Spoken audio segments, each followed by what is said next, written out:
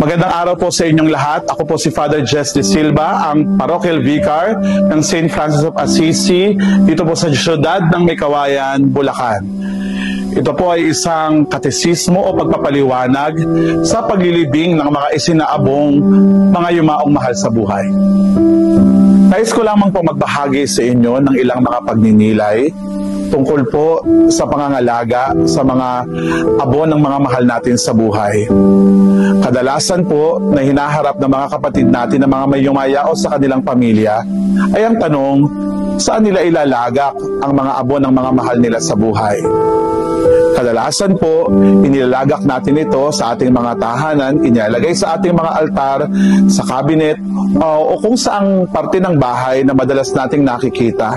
Napakiramdam natin, kasama pa rin natin sila.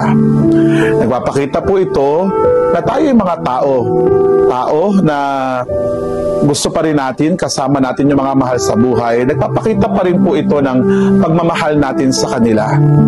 Pero bilang mga Kristiyano, ano po ba dapat ang ating maging tugon o maging gawi sa mga pagkakataong ito? Paano ba natin ilalagak ang mga abo ng mga mahal natin sa buhay? Bilang mga Kristiyano, tinuturuan po tayo ng ating pananampalataya na ang tunay na pag-ibig ay hindi lang tungkol sa paghawak, kung hindi tungkol din sa pagpaparaya, pagpapalaya, pagtitiwala at pag-aalay. Itinuturo sa atin ng ating pananampalataya ng mga abo ng mga mahal natin sa buhay ay dapat inilalagak natin sa mga banal na lugar, katulad ng mga sementeryo o mga kolumbaryo. Ayon sa dokumentong inilabas ng Vatican noong 2016 na pinamagatang Ad Resurgendum Cum Christo, malinaw ang sinabi na hindi pinahihintulutan ang pag-iingat ng mga abo sa loob ng ating mga tahanan. Idinadagdag pa nito na ang mga yumao nating mga kapatid na isinaabo ay dapat ilagak sa mga sagradong lugar upang hindi sila mapawalay sa pananalangin at paggunita ng mga pamilya at ng buong sambayan ng Kristiyano. Ang paglilibing ay hindi lang basta isang kaugalian, ito din ay isang pagpapahayag ng ating pananampalataya.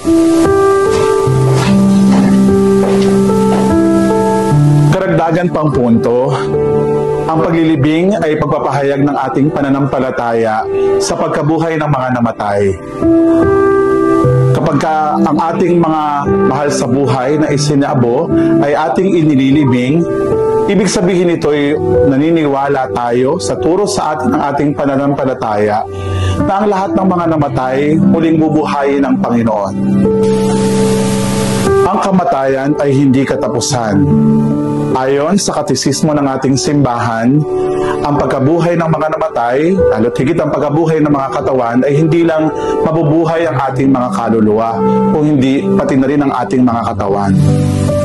Ayon kay San Pablo, kung tayo'y namatay kay Kristo, maniwala tayong kasama rin tayong mabubuhay kasama niya. Ang paglilibing ay isang tanda din ng pag-asa. Sa ating paglilibing, parang sinasabi na rin natin sa ating Panginoon, Panginoon, muli mo silang buhayin sa huling araw. Ang mga sementeryo ay hindi lang lugar ng kalungkutan, kung hindi lugar din ng pananalangin, pagdarasal, at lalo't higit lugar ng pag-asa. Ayon sa Ad Resurgendum Cum Christo, ang paglilibing ay nag-aanyaya sa mga pamilya at sa sambayan ng Kristiyano na ipanalangin ang mga yumao. Ang pagbisita natin sa mga sementeryo ay pag-alala natin na ang buhay ay isang paglalakbay.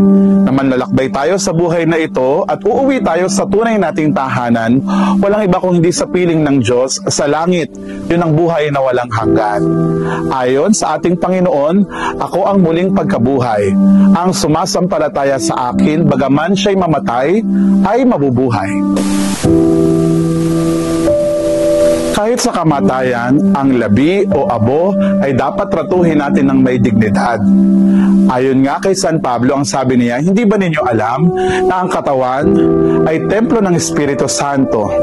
Ayon din sa ating katesismo, ang mga labi, abo o katawan ng mga yumao ay dapat ituring natin na parang katawan ng tao, na sa tamang lagayan, nasa maayos na kinaroroonan at mayroon pa ring dignidad. Ayon sa Order of Christian Funerals, ang paglilibing ay pagtatalaga sa awa ng Diyos at paghahanda sa ating muling pagkikita sa Kanyang kaharian. Ang ating mga tahanan ay lugar ng alaala, ngunit hindi ito angkop para maging huling hantungan ng isang tao. Nararapat pa rin para maging huling hantungan ng isang tao ang isang lugar na pinagpala ng simbahan. Walang iba kung hindi ang ating mga sementeryo. Ang pagtatago ng mga abo sa bahay ay kadalasan pang nagpapahaba ng ating pagdadalamhati. Ngunit ang paglilibing sa mga abo ay nangangahulugang pagtitiwala sa Diyos at paghaya sa Panginoon. Gayon din, nagpapakita rin ito na tayo'y nagpapalaya sa mga mahal natin sa buhay. Tandaan po natin ang pag-ibig, maaaring maging tanda din ito ang pagpapalaya. Kaya nga po, nagiging tanda ng pag-ibig, pag-asa at pananampalataya ang paglilibing sa mga yumao nating mga mahal sa buhay. Sa huli, ang paglilibing ay hindi paglayo, kung hindi pagtitiwala sa Diyos. Hindi ito pagkalimot, kung hindi pag-asa sa Diyos. Sabi nga ng ating Panginoong Hesukristo sa krus, Ama, sa mga kamay mo ipinagkakatiwala ko ang aking espiritu.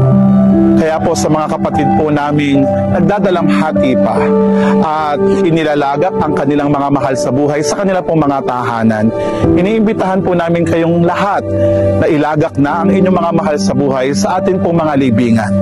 Nang sa gayon, tuluyan po ninyong madama ang paglayang ipinagkakaloob sa inyo ng ating Panginoong Hesukristo at higit sa lahat, matutunan po nating ipagkatiwala sa Panginoon ang ating mga mahal sa buhay. Hindi siya magpapabaya. Hindi magpapabaya ang Panginoon. Amen.